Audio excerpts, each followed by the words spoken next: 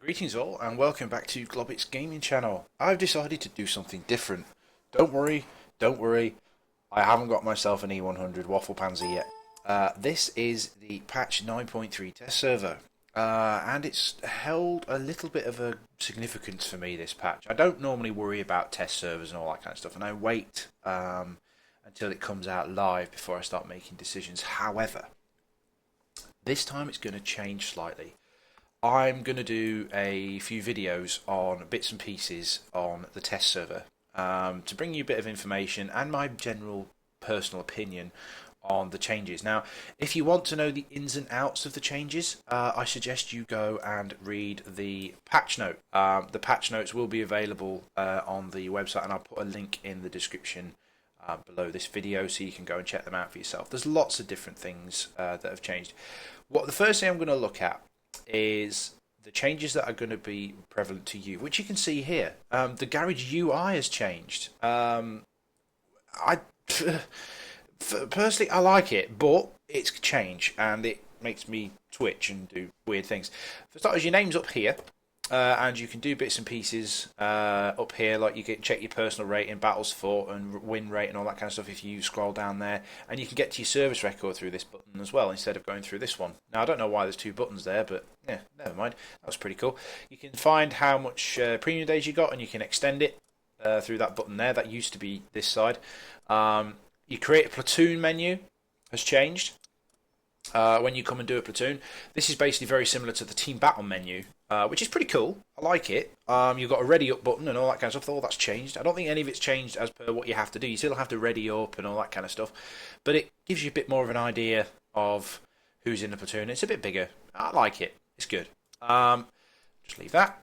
Random battles you can change as per you could last time. It used to be under the battle button. You can change for your different battle modes, team training, battle training. I don't know what battle training is.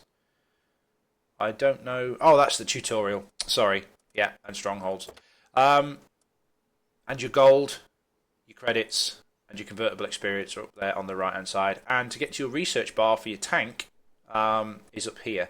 The hit points and all that kind of stuff, the information on the tank hasn't changed, and the carousel hasn't changed. But that's a nice reworking. That's keeping things fresh. I do like that. So that's your immediate changes. Some of you may like it, some of you may not. It's not too bad.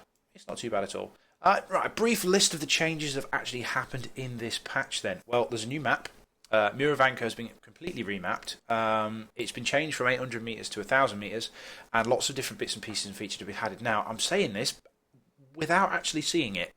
I'm waiting for one of my guys to come online so we can nip into a training room and have a look at it to give you a basic idea of what's changed. The Magic Forest is no more.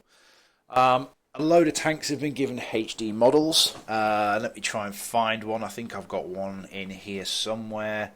The ISU 152, I know for a fact, has been given a makeover, made full HD. Yeah, nice, very very nice. They've also the M3 Lee 2. Who the fuck made that decision to make the M3 Lee a HD model? But anyway, the IS-7, the Jag Panther, the T-34, and to name a few, have been given HD modelling. What I'll do is, in fact, no, let's bugger it. Let's have a look. So let's go through our Russians. Let's have a look at them. Russians, the T-34, where is it? I never researched it. There it is. Research it. Thing is, you get lots of credits and all that stuff. I don't want any crew. And buy it. Thank you. Oh, no space left in the garage. Another garage slot. Bosh. There we go. Okay, T-34. We'll research all the modules. And then we'll go to our garage. Go to medium tanks. T-34. T-34, where are you? There it is. Okay, so we'll put all the stuff on it. Oh, no, we need to put the turret on it. Turret on it. Sorry, I should have done this outside the video, but yeah, I'm no pro. Put the engine on it, the tracks, and the radio. Yeah, so there's the T-34 in glorious HD modelling with its loose tracks and all that kind of good stuff. Yeah, it looks really nice. Yeah, get a bit close up, see the rust patches and the dirt patches on it. If this was actually realistic, though, that would just be covered in rust because these things didn't actually come out of the factory painted. The crew had to paint them themselves. But that's Russia. What can I say? We're going to go a little bit brief and have a look at some of the tech trees now. First thing we're going to look at is the Russians. What's changed for the Russians? Well, you've got the T-54 lightweight, which I'll buy for you now. With no crew. Oh, in fact, I will buy a crew for this one. I'll buy 100% crew for this one. And we'll fit all the modules once we go back to garage. Yep, T-54 lightweight. I'm going to do an individual sort of review on each of these tanks. I'm just going to give you a look-see at it while I've got it in the garage. With its 100mm gun, its engine, its tracks, and its radio. I'm going to do a look at these tanks individually. Now, all the new vehicles have been given HD rendering or HD modelling straight away. Even the loose track. I like this on the T-54 because they did historically have a loose track, which means there was no top rollers on the tracks. It's one of the recognition features from my armoured fighting vehicle recognition days is a gap between the first and second road wheel. That's how we used to recognise this thing, and its frying pan turret. Big shout out there to my sergeant instructor, Sergeant Simon, my AFV tank instructor. Okay, so it's got its combat log, which is all good. Rendered in glorious HD. Must have a combat log. Alright, so it's T-54 lightweight for the Ruskies. Alright, I'll have a look at a proper review of this tank in a later date. What else have we got for the Russians? We've got, where is it? I can't find it. The LTTB. Where is it? Ah, there it is. We'll purchase that as well. I'm going to have to play it, so we'll buy a full set of crew for it. Purchase with a full crew. There we go. Notice it in garage. Buy all the stuff for it. Always buy the turret first, or tracks first. Let's buy all its stuff.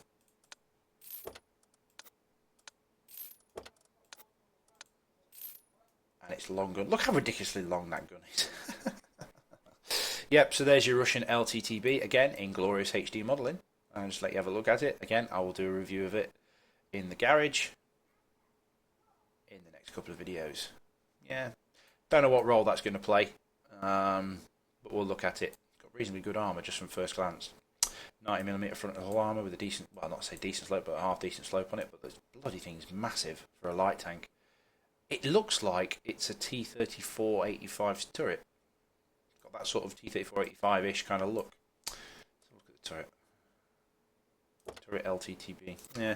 Okay. Right, so any more for the Russians? Not really. There's a lot of changes though. You'll notice that the KV-1S has been moved to Tier 5. Again, we'll have a look at that in a bit more detail. And your KV-85, which is basically the KV-1S has been moved down a tier and nerfed. 122 has been removed. And the KV-85 is now your KV-1S at Tier 6. But obviously we'll do a thing. The first video I'm going to do is changes to the tanks you're going to already have. I'm just going to give you a brief look on this. Alright, so there's the changes to the KV-1S and the KV-85. But I'll do a bit of a review on those on another video. Anything else to the Russians? Let's have a look-see. Not that I'm aware of. Not that I'm aware of. I think that's pretty much it. Things haven't changed too much. For the Russians, apart from the two new tanks and the change to the KV-1S and the KV-85, which has been this is the biggest change for me in this patch. KV-1S has been removed. It's no longer the daddy at Tier 6. How's the KV-85 changed? Well, we'll take a look. The Germans then. The German changes. Well, they've got a new tank. They've got the RU-251, which is there. Yeah. One thing to note about this vehicle. It's top speed, 80 kilometers an hour over flat ground.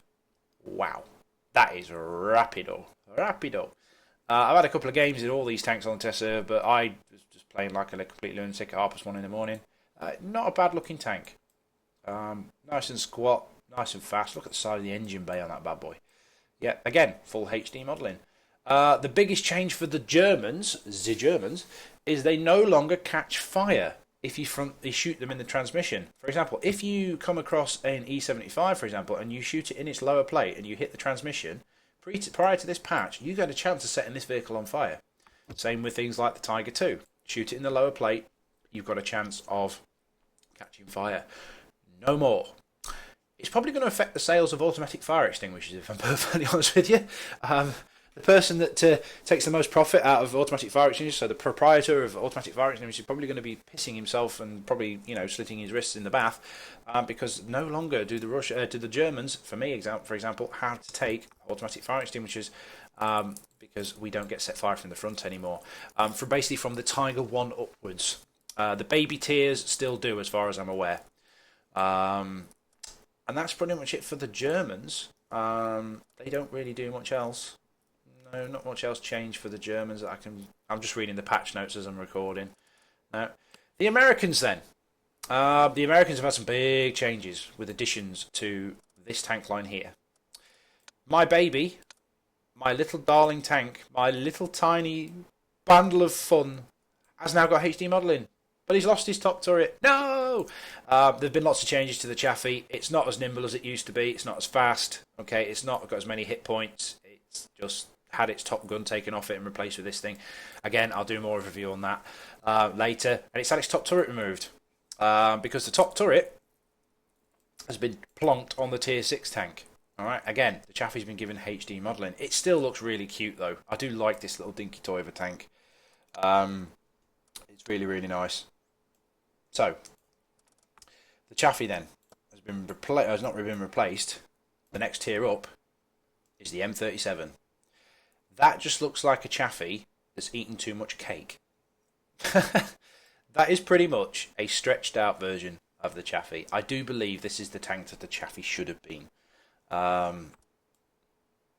It's got the chaffee's turret. It's got the little ears on it, the little machine gun ports. It's got the big doors at the back. It's in HD modelling, and it just looks pretty much, if you put them side by side, let me just think about it. Hang on, where is it? There it is. Boink. Yeah, it's just a bigger version of the chaffee with the chaffee's turret. Yeah. I can't really give you any opinions on it yet because I haven't played it. Played one game in it, and I basically got nuked in the first couple of minutes. At the tier 7 then, you've got the Walker Bulldog, which again, I like this tank. This tank looks sexy. Yeah, this thing gets a very, very interesting autoloader. Very, very interesting.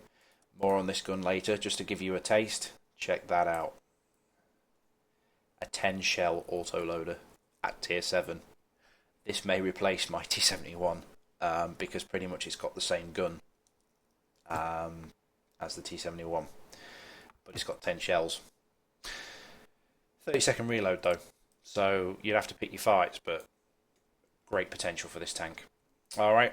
And then you've got this fucking monstrosity.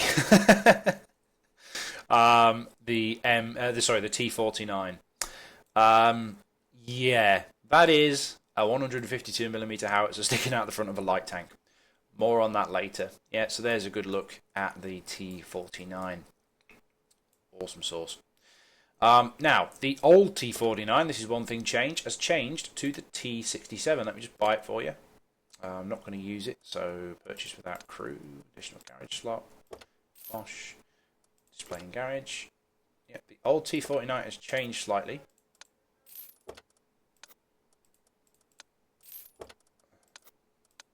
Just let you have a look at it, full tracks on.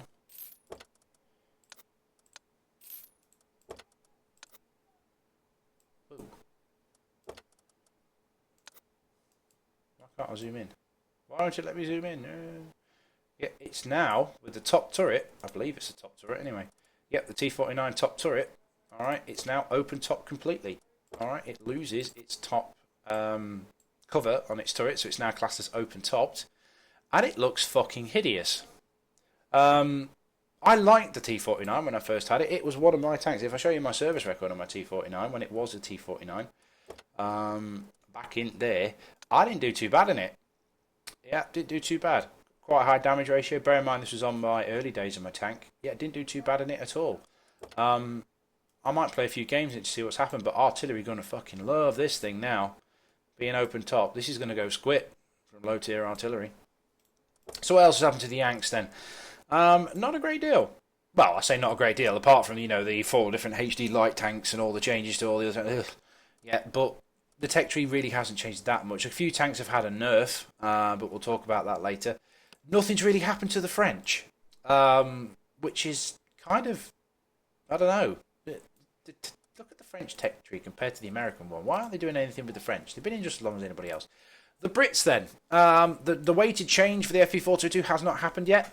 That's going to happen in the new year, I believe. That's getting replaced for the Centurion 10, I think it is, or the prototype Centurion.